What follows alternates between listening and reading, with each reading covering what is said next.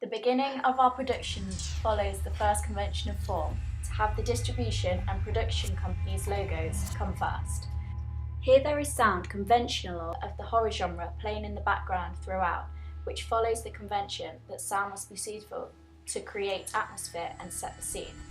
By this music and the build-up in pitch, the audience is made aware that something is about to happen, and that makes them want to continue watching.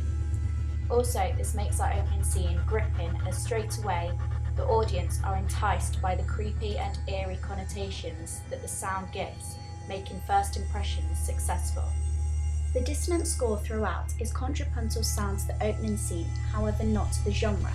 The diegetic sound has unsettling connotations, therefore is the type of music conventional of a horror film.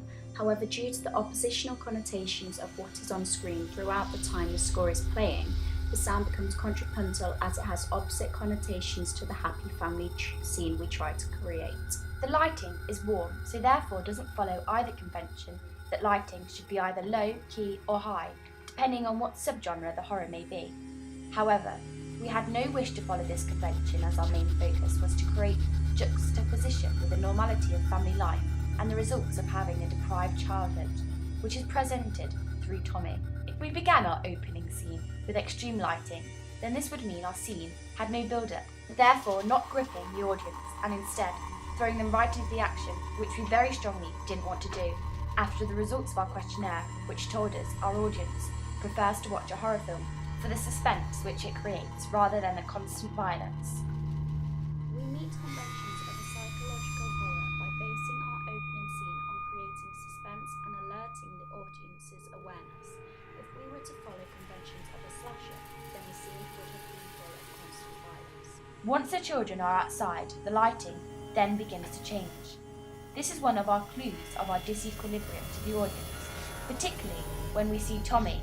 The lighting becomes very dark and shady, which we think works very effectively, as this connotes a binary opposition of good versus evil.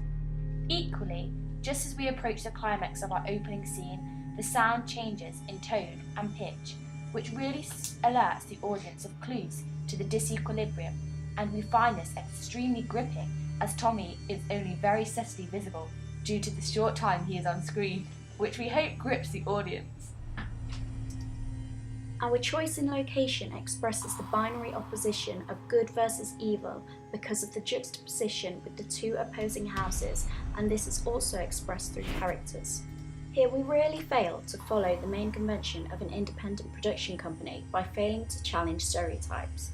If anything, we fully confirm stereotypes with our production by portraying the good as a wealthy middle-class family and the bad as young, working class and benefit claiming, dressed in stereotypical chavvy clothes such as tracksuit and hoodie. Looking back, we have realised we have presented our average family of four as too high class and equally our psychological killer as too stereotypical.